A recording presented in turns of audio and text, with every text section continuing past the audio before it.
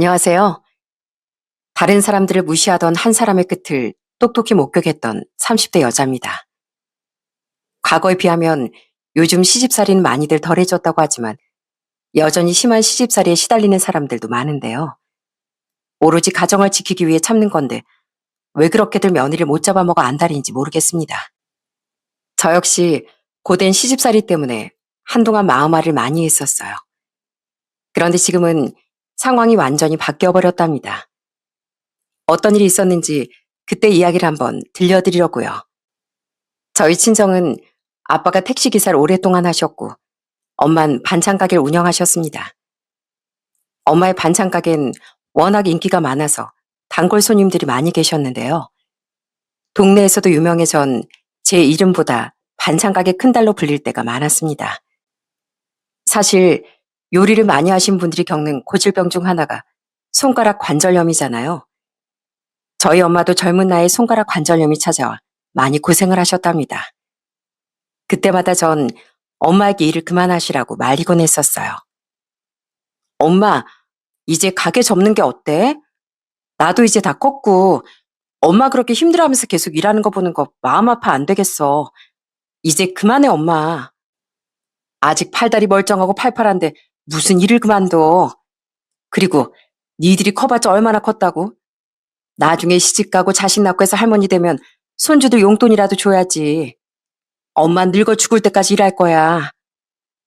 친정 부모님은 항상 부지런하게 일하셨고 그게 당연하다고 생각하는 분들이었습니다. 그런 부모님을 보고 자라 저와 여동생 역시 열심히 공부하고 늘 주어진 환경에 최선을 다하며 살았어요. 특히나 여동생은 공부를 정말 잘해서 좋은 대학을 나와 외국으로 연구원 생활을 나가게 되었고 그곳에서 정착해 결혼까지 하게 됐습니다. 엄마 아빠는 해외에서 그렇게 정착해 잘 살고 있는 여동생을 너무나 뿌듯하게 생각을 하셨어요. 저 역시 30대 초반에 결혼을 하게 됐는데요. 직장인이었던 남편은 저보다 3살이 많았고 위로 2형이 있었습니다. 제가 결혼할 때쯤엔 2 아주버님이 다 결혼을 하신 상황이었고요. 큰 아주버님은 결혼한 지 4년 차, 작은 아주버님은 2년 차가 되던 해 제가 막내 며느리로 들어가게 됐습니다. 시댁은 보수적인 집안이었는데요. 시부께서 대대로 장남의 장손인 집안이다 보니 제사나 행사 같은 걸 다 맡아 하셨거든요. 그러다 보니 저 역시 결혼하고서 시댁 행사에 자주 투입되곤 했습니다. 처음에 결혼했을 땐 시댁 분위기가 많이 불편했습니다.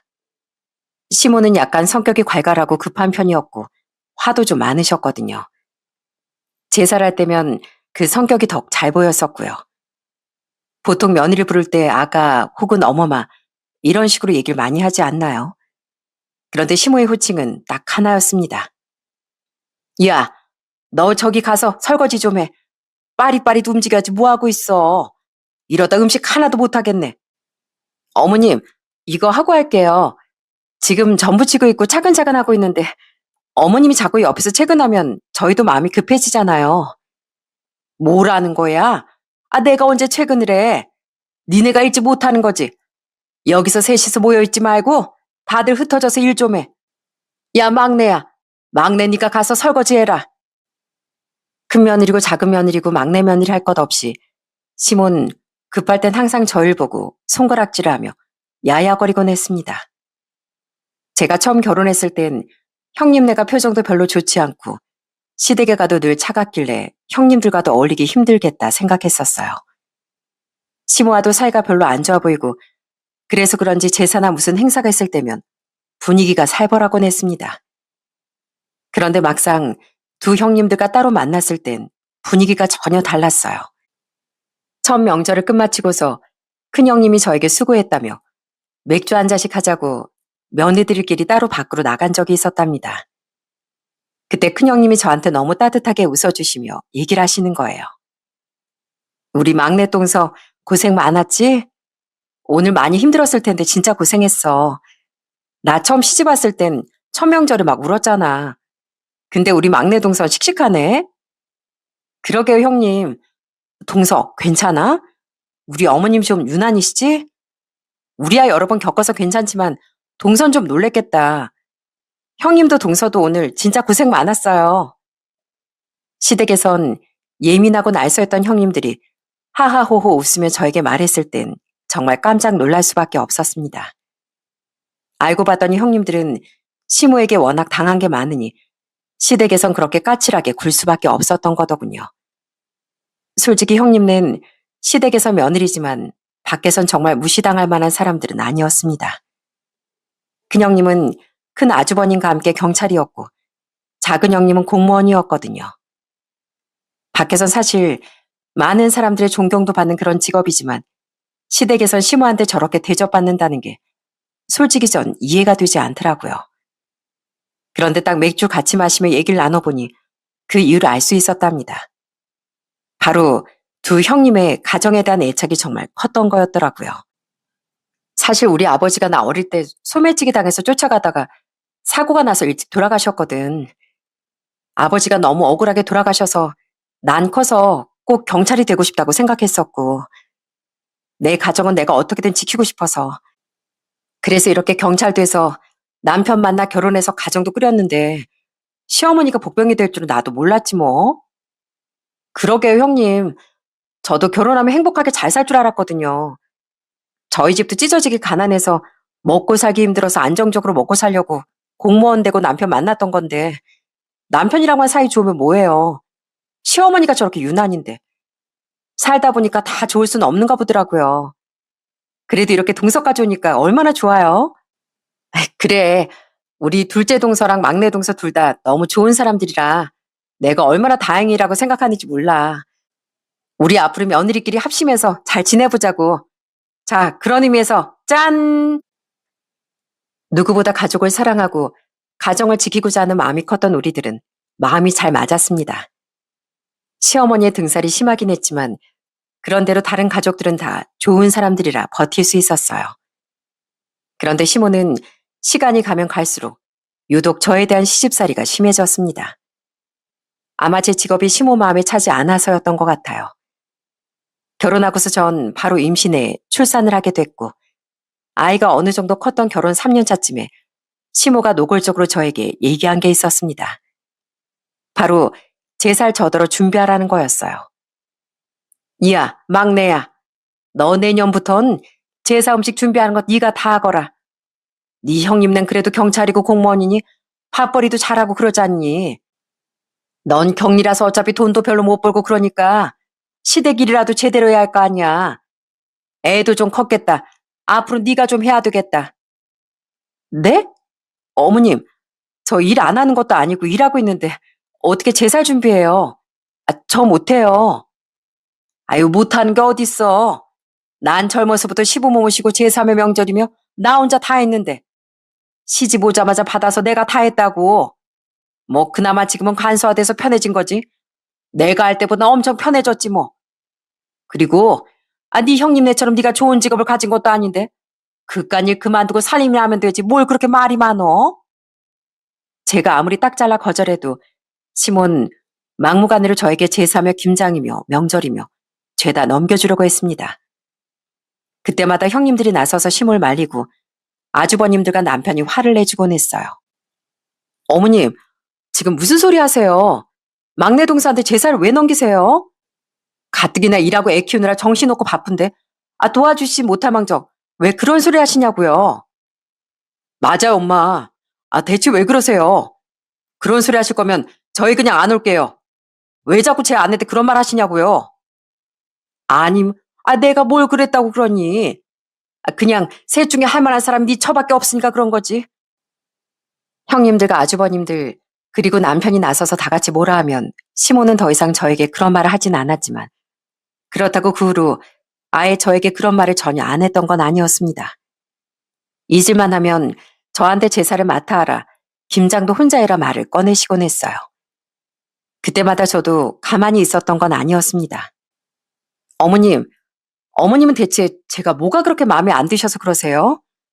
저도 저희 집에선 귀한 자식인데 왜 맨날 저한테 그러세요? 아니 그럼 너도 직장이라도 멀쩡한 곳 다니던지. 경리가 뭐냐 경리가.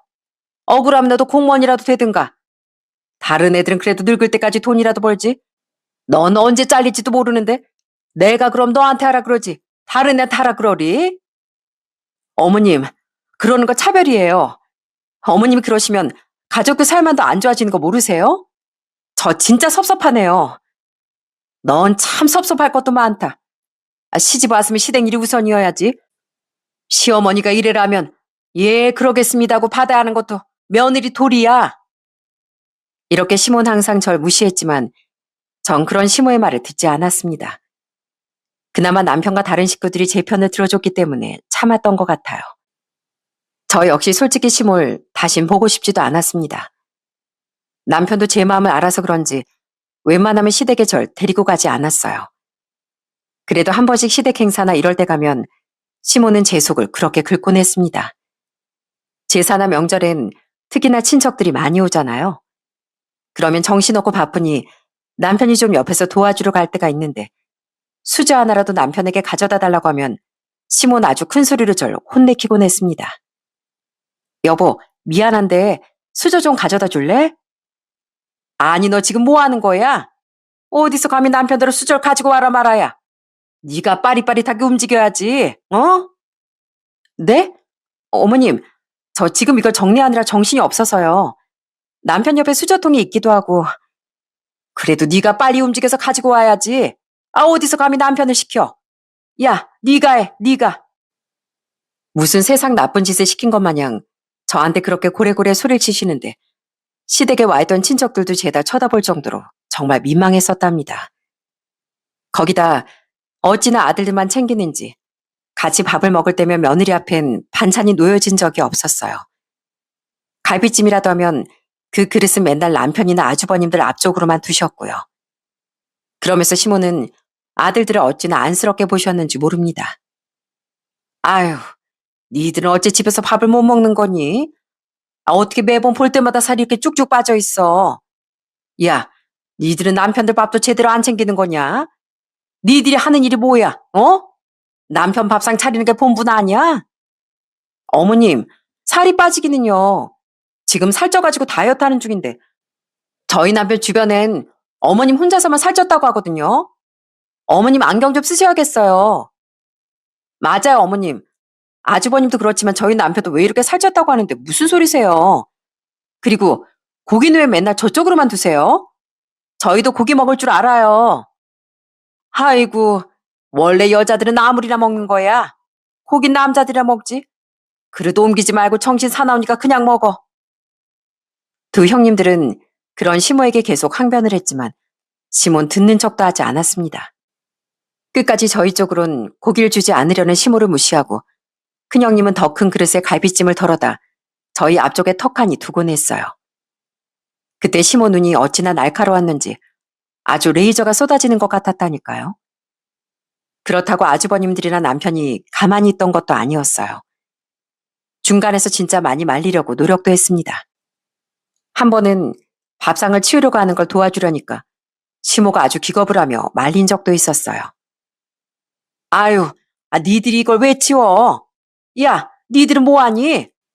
아주 그냥 며느리 셋이나 뒀는데 하나같이 굶떠가지고선 얼른 못 움직여?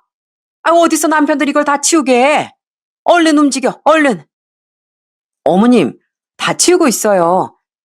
어머님 부산스러움이 더 정신없으니까 가만히 좀 계세요. 니들이 아무것도 안 하니까 우리 아들들이 움직이잖아. 빨리 좀 치워라, 치워. 엄마, 그만하세요. 다 같이 먹었는데 다 같이 치워야죠.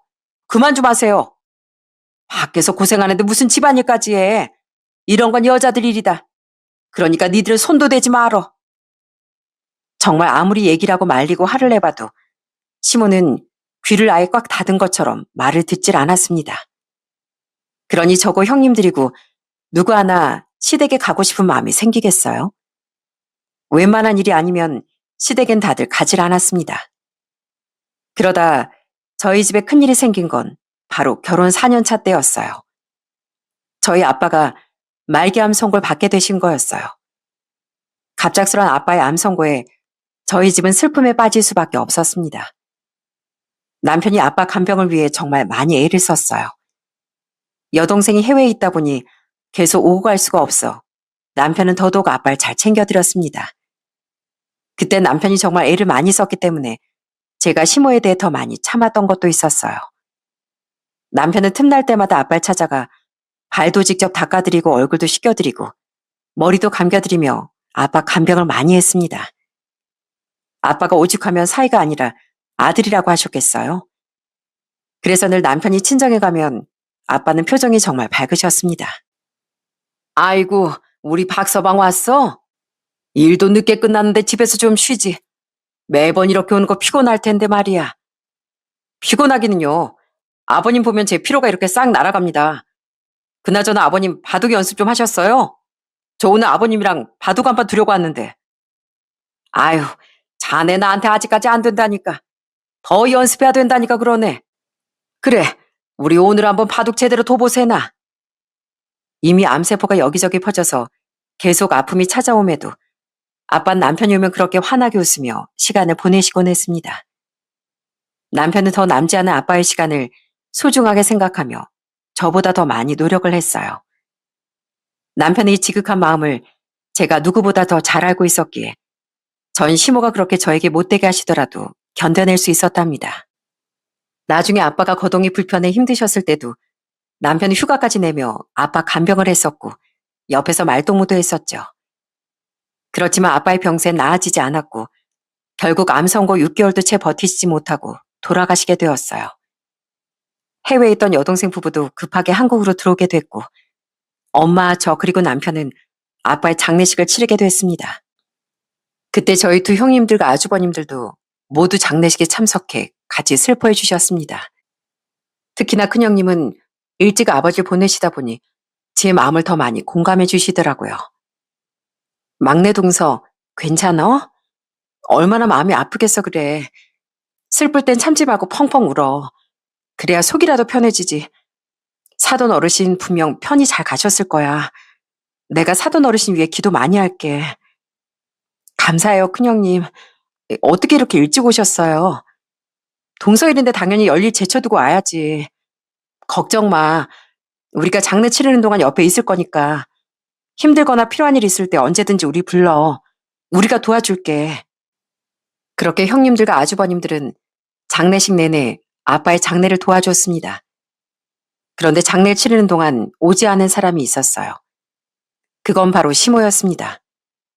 시모는 아빠의 장례식장에 오지 않은 대신 저에게 전화가 왔었어요. 그런데 전화를 하는 말이 뭔지 아시나요? 그때 하는 말을 듣고 진짜 기가 막혀 말이 다 안 나오더군요. 이해, 장례식 잘하고 너도 알다시피 네 시누이가 이제 출산 앞두고 있잖니. 내가 거길 가봐야 하는데 괜히 장례식장 가서 부정 타면 어쩌니. 네 시누도 그래서 내가 가지 말라고 일렀다. 또 안 갔다고 섭섭하니 어쩌니 하지 말어. 사람이 다 갈 때 되면 가는 거 아니겠니? 시기가 이런 걸 어쩌겠어. 아무리 그래도 사돈이 돌아가셨다는데 어떻게 이렇게 얘기를 할 수 있겠습니까? 솔직히 시모가 오든 안 오든 그게 크게 중요한 건 아니었지만 말 한마디라도 왜 이렇게 얄밉게 하는지 아주 다 정이 떨어질 것 같더라고요. 오히려 신우가 저에게 미안하다며 연락이 올 정도였죠. 언니, 미안해요. 내가 가봐야 하는 건데 출산이 오늘 내일 하다 보니 미안해요. 아니에요. 오는데도 몇 시간 차 타고 와야 되는데 만삭이 어떻게 오겠어요. 괜찮으니까 아가씨 너무 신경 쓰지 말아요. 오히려 아가씨 온다고 하면 괜찮다고 하려고 했어요. 엄마가 뭐라고 했죠? 엄마는 대체 왜 그러는지 모르겠어요. 내가 더 언니한테 미안하네요. 정말 미안해요, 언니. 가진통으로 병원에 왔다 갔다 했던 시누이마저도 저에게 미안하다며 연락이 올 정도였는데 시몬 왜 저렇게 얘기를 했는지 지금도 이해를 할 수가 없었습니다. 그렇게 저에게서 시몬 점점 더 멀어지고 있었어요. 남편이며 다른 시댁 식구들이 중간에서 어떻게든 중재를 하려고 노력을 했지만 사실상 시모의 시집살이는 멈추질 않았습니다. 그래도 저 역시 결혼 기간이 점점 길어지면서 시모가 무슨 말을 하든 한 귀로 듣고 한 귀로 흘릴 수 있게 되었죠. 그러던 중 사건이 터지게 된 건 아빠가 돌아가시고 난 후 2년 뒤인 제가 결혼 6년 차가 됐을 때였어요. 건강검진을 받던 와중 엄마에게서 큰 병이 발견이 된 거였습니다. 바로 엄마가 위암에 걸리신 거였죠. 전 무척 낙담을 하고 슬퍼했어요. 엄만 정말 아무렇지 않게 얘기를 하시더군요. 엄마, 괜찮아? 그동안 몸이 많이 안 좋았었어? 미안해, 엄마. 내가 더 엄마 신경 썼어야 하는 건데. 아니야. 그래도 천만 다행이지 않니? 늦게 발견된 것도 아니고 건강검진 받다가 발견됐으니 얼마나 다행이니. 아빠가 하늘에서 엄마를 돌봐주는가 보다. 그러게. 그래도 복강경 수술 받을 수 있다고 하니까 다행이야. 엄마, 아무 걱정하지 마. 나랑 남편이랑 같이 엄마 몸 회복될 때까지 도와줄 테니까. 아빠이여, 엄마까지 암 판정을 받았다는 사실에 전 정말 마음이 찢어질 듯 아팠습니다. 그래도 천만 다행으로 엄만 기수가 높지 않았고 복강경 수술을 받아 절제가 가능한 상황이었어요. 시댁에도 이야기를 전했더니 다들 걱정이 많았습니다. 형님들은 돌아가면서 저에게 전화가 절 많이 위로해주곤 했어요. 병원에 입원하고서 바로 수술 날짜를 잡고 기다리는데 그때 마침 시모가 칠순으로 다 같이 모여 밥을 먹기로 한 날이었습니다. 전 걱정된 마음을 남편에게 얘기했더니 남편은 걱정 말라고 하더라고요. 여보, 걱정하지 마. 다른 것도 아니고 장모님 수술 받으시는데 다른 생각하지 말고 장모님 수술만 생각해. 알았지? 다들 알고 있잖아. 그러니까 아무 걱정하지 마. 고마워, 여보. 난 엄마 곁에 있어야 할 것 같아서 당신만이라도 잘 다녀와. 그래, 알았어. 내가 엄마한테 잘 얘기할게. 그렇게 며칠 뒤 저희 엄마는 수술을 받게 되었고 남편은 시모의 칠순을 위해 시댁으로 향했습니다. 얼마 시간이 지났을까 엄마는 수술을 잘 마칠 수 있었어요. 몇 시간이 걸린 수술이었는데 정말 그 시간이 너무나도 길게만 느껴졌죠. 수술실 밖에서 벗어나지도 못하고 그저 엄마가 무사히 깨어나기만을 바라고 바랬던 것 같아요. 그렇게 엄마가 수술을 잘 끝마치고서 병실에 올라왔을 때가 돼서야 전 안심할 수 있었답니다. 그래도 의학기술이 많이 발달해서 그런지 엄마의 경과 너무도 좋았고 일주일 정도 입원 후에 퇴원을 하시게 됐습니다. 한동안 무리하지 않고 먹는 것도 조심하면서 지내셔야 하지만 엄마가 제 곁에 있다는 것만으로도 정말 기쁘고 좋았어요. 엄마가 퇴원하시고서 전 그제서야 마음이 좀 놓이더라고요. 그때 딱 생각났던 게 바로 시모의 칠순이었어요. 안 그래도 엄마가 병원에 가시기 전에 시모의 생신 선물을 사뒀던 것도 있어서 겸사겸사 인사를 하러 남편과 시댁으로 향했었습니다. 그런데 딱 시댁에 도착해 집 안으로 들어갔는데 거실에 있던 시모가 절 보고선 다짜고짜 저에게 달려들어 뺨을 그대로 날리더라고요. 전 너무나 깜짝 놀라 그 자리에 우뚝 서 있을 수밖에 없었죠. 어머님, 이 건방진 것이 내 일생에 딱 한 번뿐인 칠순을 안 와? 감히 시어머니 칠순을 안 와? 네가 그러니까 나한테 욕을 처먹는 거야. 그래 놓고선 어디서 뻔뻔하게 웃으며 들어와? 무릎 꿇고 기어들어와도 모자라 판국에. 근데 이건 또 뭐야? 뭐 선물이라도 들고 오면 내가 용서해 줄 줄 알고? 하여간 수준이 그 정도니까 경리나고 있지. 그러더니 시몬 제가 들고 있던 선물 상자마저도 바닥으로 내던져 버렸습니다. 사람이 진짜 갑작스러운 일을 당하면 당황스러워서 아무것도 못하고 머리가 새하얘진다는 게 이런 말이구나. 그때 처음 알았네요. 제가 아무 말도 못하자 시몬은 더 화를 내며 저에게 큰 소리를 치기 시작했습니다. 사람이 수준이 모자라면 바짝 엎드려 지낼 생각을 해야지. 다른 것도 아니고 이 시애미 칠수는 무시해? 내가 5년 해줬더니만 네가 내 머리끝까지 오르려고 하지? 어머님, 지금 뭐 하시는 거예요? 다른 것도 아니고 저희 엄마 수술 받으셔서 못 간 거잖아요. 못 오긴 왜 못 와? 수술을 뭐 네가 받니? 수술 받는 동안이라도 왔어야지. 어차피 가만 누워있을 양반 옆에서 네가 뭐 할 게 있다고. 그거 다 핑계야, 핑계. 시댁을 무시하면 그러는 거야. 네가 시댁을 무시하니까 그런 거지. 직업도 변변치 않은데 부모까지 죄다 아프고 말이야. 네가 대체 며느리로 사는 게 뭐야? 다른 건 몰라도 엄마 아빠까지 언급하며 이런 얘기를 하는 걸 들으니 진짜 너무 화가 나니까 눈물이 막 저도 모르게 차오르는 겁니다. 이걸 어떻게 해야 하나 생각하고 있는데 그때 저보다 더 먼저 나서서 화를 냈던 사람은 바로 남편이었어요. 엄마 지금 뭐 하는 거예요? 아내가 안 온 게 아니라 못 왔다는 거 몰라서 그래요? 어떻게 장모님 수술 때문에 못 온 걸 이렇게 대하세요? 지금 대체 뭐 하시는 거냐고요? 이 자식이 정말 네가 그렇게 네 마누라만 싸고 도니까 저 모양 저 꼴이지. 적어도 순선 알아야지, 순선. 저것들은 아주 순서가 뭔지 몰라. 다른 건 몰라도 내 칠수 먼저 참석하고 가야 할 거 아니야. 어? 뭐 칠순이 여러 번이냐? 일생에 단 하루밖에 없는 날을 어떻게 참석조차 안 할 수가 있어? 엄마 지금 실수하신 거예요. 이러시는 거 진짜 큰 실수하시는 거라고요. 지금까지 엄마가 하는 일 저희 아내가 꾹꾹 다 참았는데 어떻게 이러실 수가 있어요? 저 더 이상은 못 참습니다. 저희 갈게요.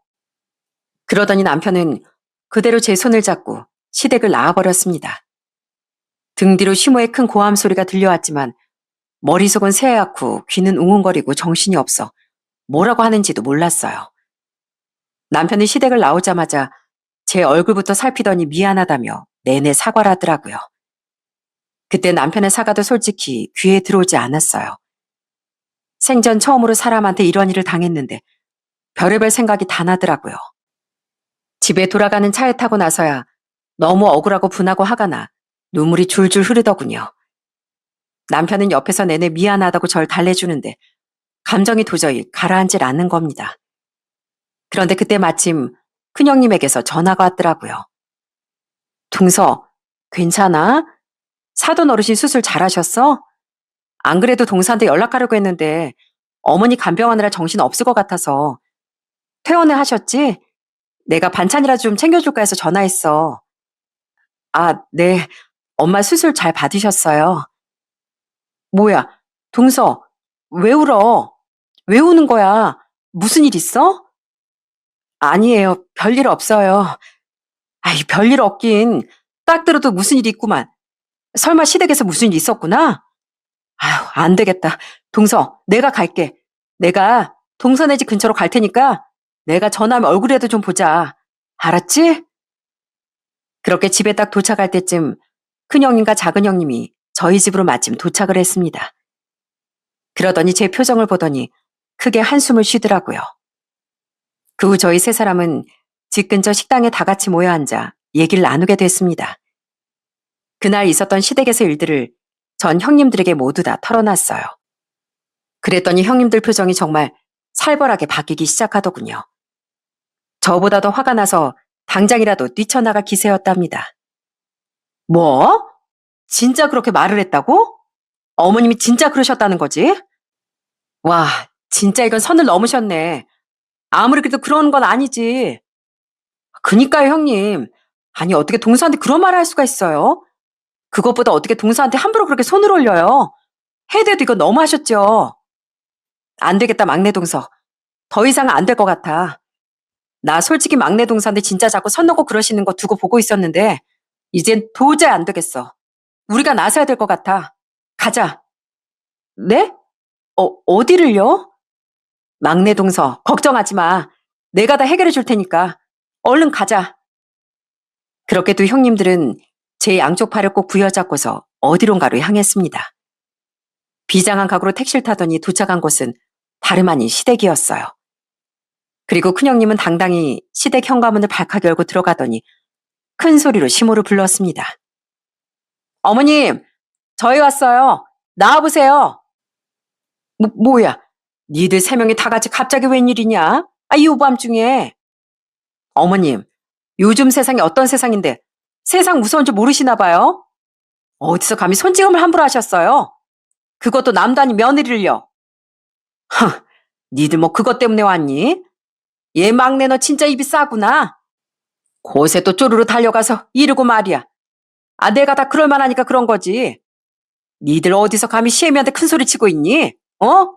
지금 이게 뭐 하는 짓이야?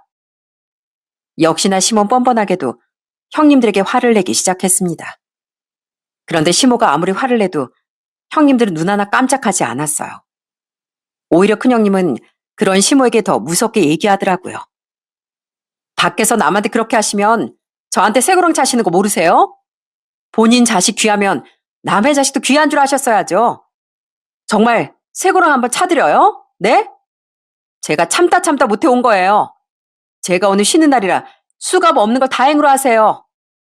맞아요, 어머님. 어떻게 그러실 수가 있어요? 어머님 계속 동서 격리라고 무시하고 그러시는데 어머님도 과거에 방직공단 다니시고 격리도 하셨다면서요. 어떻게 그러면서 동서를 그렇게 무시하세요? 그리고 격리분들이 얼마나 대단한 분들인데 동서 없으면 회사가 굴러가지를 않는다고요. 왜 동서 무시하세요? 아니 이것들이 단체로 술을 잘못 먹었나? 지금 이게 뭐 하는 짓거리야? 감히 여기가 어디라고? 지금 누구한테 큰 소리냐고? 이래서 사람이 잘 들어와야 돼. 저 전 막내 들어오더니만 아주 그냥 단체로 미쳤구만. 미쳤어. 시모는 두 형님들의 말에 더 화를 내더니 삿대질까지 하며 길길이 날뛰기 시작했습니다. 그 모습을 보더니 큰형님은 헛웃음을 지으며 얘기를 하더라고요. 저요, 도저히 이렇게 못 살겠습니다. 동서도 불쌍하지만 저희도 어머니 며느리로 사는 게 불쌍해서 안 되겠다고요. 앞으로는 어머니라고 부르지도 않겠습니다. 뭐? 야, 너희 단체로 뭐 잘못 먹었어? 어? 아이, 뭐 하는 짓이야? 뭐 하는 짓이긴요. 이제 며느리 그만두겠다고 하는 거죠. 그러니까 저희가 이번에 칠순 선물로 드린 것도 다 돌려주세요. 제가 어머님 팔찌해드렸잖아요. 그거 돌려주시라고요. 어머님은 그 선물 받을 자격도 없으세요. 맞아요. 어머님 제가 드린 100만 원도 주세요. 다시 주시라고요. 이것들이 진짜 치사하게 왜 이래? 그 돈 다 썼다. 니들 지금 막내한테 내가 한 소리 했다고 이러는 거냐? 아주 며느리들끼리 합심해서 나 하나 골탕 먹이러 그러는 거냐고? 네, 맞아요. 저희 해도 해도 너무하고 더러워서 못 해먹겠어요. 앞으로 제사고 명절이고 알아서 하세요. 저희는 앞으로 박씨 집안 행사 아무것도 참석 안 할 테니까 이번 제사도 저희 안 올 거예요. 그때 저희 제주도 여행 갈 거거든요. 혼자 알아서 잘 모시세요 그럼. 동서들 가자. 야, 야, 니들 거기 안 서? 아유 어디가? 어디 가냐고. 그러고선 소리를 치는 시모를 뒤로 한 채 형님들은 절 데리고 나와버렸습니다. 아마 제게 그 모습을 보여줌으로써 조금이라도 제 마음을 달래주려고 하셨던 것 같아요. 그렇게 시댁을 나오고서 두 형님은 절 계속 달래주셨습니다. 괜찮다며 이젠 시모 아예 보지도 말자며 서로 그렇게 얘기를 끝내게 되었어요. 그리고 정말로 제삿날 저흰 진짜 제주도 여행을 떠나게 됐습니다.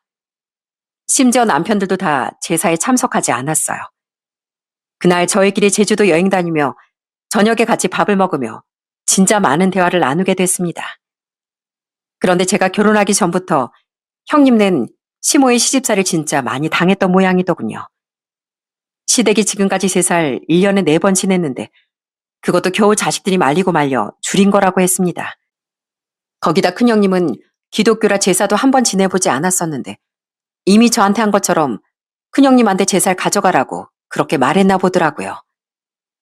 동서들, 진짜 내가 싹을 잘랐어야 하는 건데 내 탓도 있어. 그때 나한테 어머니가 제사 넘기려고 하는 걸 딱 잘라 거절했다는 건데 아직 그냥 스트레스로 말도 못했다니까. 그나마 남편이 중간에서 말려서 망정이었지. 아니었으면 이미 남편하고 쫑났어. 그러니까요. 왜 그렇게 하시나 몰라 정말. 형님한테 하다 못하니까 그 다음엔 저한테 자꾸 그러셨잖아요. 난 또 제가 무시하면 그만두실 줄 알았더니 막내한테까지 그럴 줄 누가 알았겠어요. 그러니까 말이야. 하여튼간 이번 일은 정말 가만히 있으면 안 되겠어. 아니 어떻게 사람을 그렇게 무시하는 거야? 나도 처음에 머리꽤나 빠졌다니까. 가만히 있으니까 괜찮은 줄 아는 건지 사람을 왜 이렇게 무시하나 몰라. 남편들도 다 제사 참석 안 했다고 들었지? 다들 마음 단단히 먹으라고. 이번엔 절대 나도 가만히 안 있을 거야. 큰형님은 이번 기회로 정말 제대로 시모에게 현실을 알려줘야 한다고 말을 했습니다. 들어보니 얼마나 형님들도 시집살이를 많이 당했었는지 저도 모르는 사연들이 참 많더라고요. 형님들이 워낙 가족에 대한 애착이 커서 지금까지 참았던 것뿐이지 남들이 들으면 심하다고 할 일들도 있었습니다. 그렇게 얘기를 하고 있는데 마침 전화가 울리더라고요. 발신자는 바로 시부였죠. 시부께 남편이 그날 무슨 일이 있었는지 얘기를 다 했었는데 무슨 일이라도 있나 싶어 전화를 받게 되었습니다. 그런데 전화기 너머로 들려오는 목소린 시부가 아니라 시모더라고요. 야, 니들 진짜 오늘 안 오니? 아니, 이거 나 혼자 어떻게 다 정리하라고 안 와? 어? 음식이야 내가 있으니까 얼른 와서 제사상 치고 설거지하고 그래야지. 니들 그러면 조상이 노한다, 노해. 그걸 왜 저한테 얘기하세요? 저희 이제 며느리 안 하고 시댁에 안 간다고 했잖아요. 그리고 저희 여행 와서 못 갑니다. 뭐? 그럼 너희 뭐 하고 있어 지금? 뭐 하냐고 대체? 저예요? 저희 지금 갈치조림이 한잔하고 있어요. 그러자 옆에서 큰형님이 웃으며 다 들으라는 식으로 큰 소리로 얘기를 하기 시작했습니다. 동서, 좋은 날에 무슨 그런 전화를 받아. 그냥 끊어버려. 야, 그게 무슨 소리야? 옆에 누구야?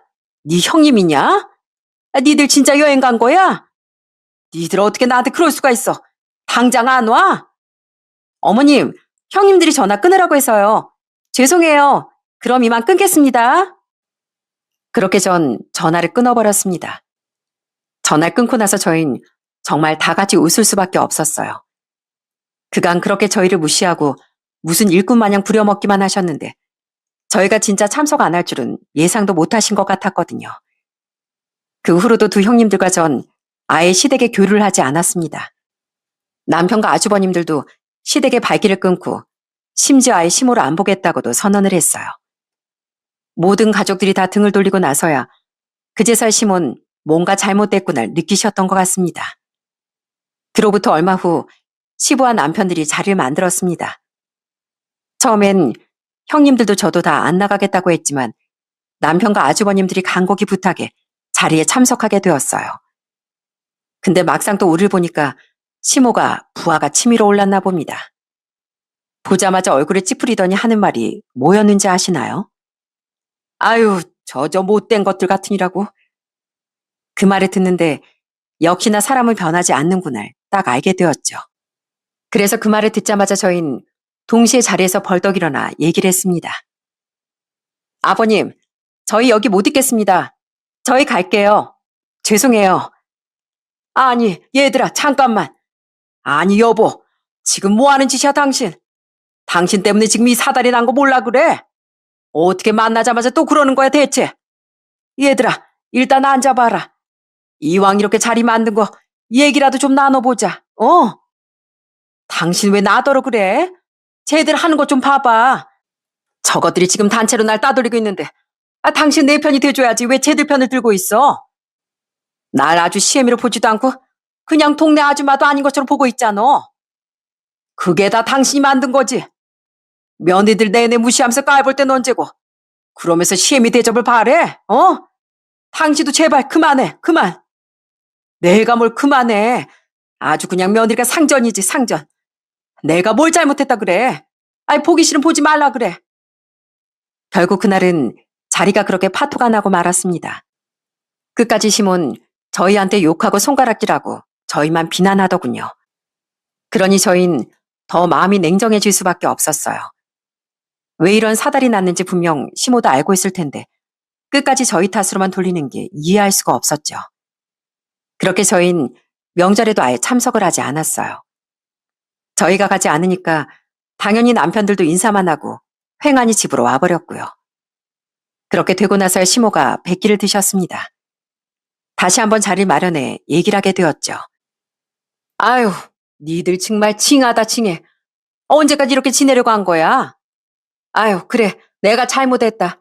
내가 니들한테 못되게 군 거 잘못했다고. 니들이랑 사이 안 풀면 우리 아들들도 다 영구고 산댄다. 내가 이 나이 먹어서 그래야 되겠니? 내가 잘못했으니 그만하자. 어머님, 그런 식으로 덮고 넘어가는 건 저희 못하겠습니다. 어머니 왜 그러셨는지 모르겠지만 저희 상처도 많이 받았다고요. 그럼 어쩌자고. 나도 내 시어머니한테 그렇게 배웠는데 어떻게 하니? 며느린 그렇게 교육시키는 거라고 배워서 나도 그랬던 것뿐이야. 아휴, 내 나이 70 넘어 지금 뭐 하는 거니? 며느리한테 이렇게 무시나 당하고 말이다. 나도 시어머니 대접받으며 살고 싶었을 뿐이라고. 아무리 시어머니라도 사람을 존중해 주셔야죠.